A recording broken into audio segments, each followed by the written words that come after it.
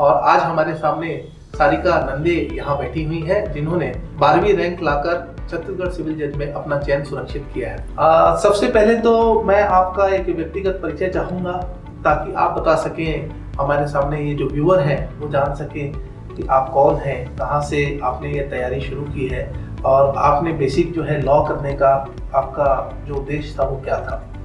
जी sir, मेरा नाम सारिका नंदे है। मैं जशपुर नगर की निवासी हूँ। मैंने अपना LLB किट यूनिवर्सिटी भुवनेश्वर से पूरा किया है 2017 में। उसके बाद से मैं सिविल जज बनने के लिए निरंतर प्रयासरत रही हूँ।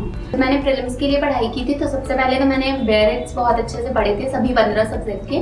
मैं अपने बेयरिक के कॉन्सेप्ट के साथ में बहुत क्लियर थी और मैं रीसेंट केस लॉज को फॉलो करती थी।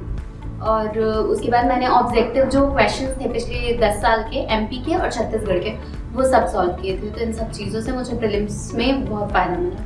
सो मेंस के समय मैंने जजमेंट राइटिंग के लिए मैं कुछ जजमेंट्स पढ़ती थी और उसके बाद मैं जजमेंट लिखती भी थी। तो मैंने क्रिमिनल और सिविल दोनों के जजमेंट्स को टाइम पे और अच्छे राइटिंग से लिखने का प्रयास किया।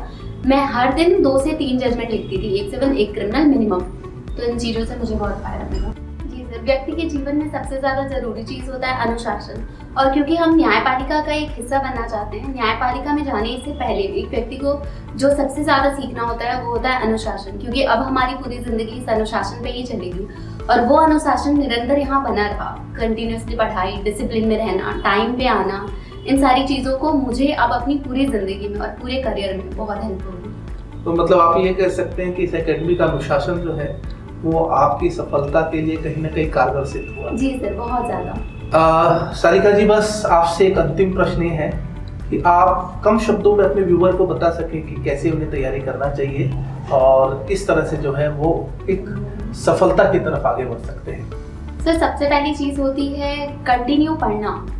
Each and every day minimum 3 to 4 hours पढ़ाई करनी ही हो। चाहे आप कुछ भी पढ़ो, बैरिक्स पढ़ो या बुक्स पढ़ो या ऑब्जेक्टिव सॉल्व करो, बट ये ज़रूरी है कि एवरीडे पढ़ना होगा 3 to 4 आवर्स। और बाद में जब एग्जाम्स आ जाते हैं तब तो बहुत ज़्यादा मेहनत करनी होती है। तो बैरिक्स को हमेशा फॉलो करते रहिए, इंडेक्स पढ़ते रहिए, सेक्शन नंबर कंटिन्यूसली रिपीटेडली पढ़ते रहिए। ये सारी चीज़ें बहुत हेल्प करेंगी। तो यहाँ आपने जो है सारिका जी को सुना, उनके अनुभव को यहाँ पर जो है आपने सुना, और हम ये चाहते हैं कि आप भी जो है इन अनुभव से अपने मुकाम को प्राप्त करें। मैं यहाँ पर चाणक्य लॉ एकेडमी की तरफ से सारिका जी को धन्यवाद दूंगा कि उन्होंने कीमती समय निकालकर जो है आपके साथ अपने अनुभव को साझा किया। धन्यवाद।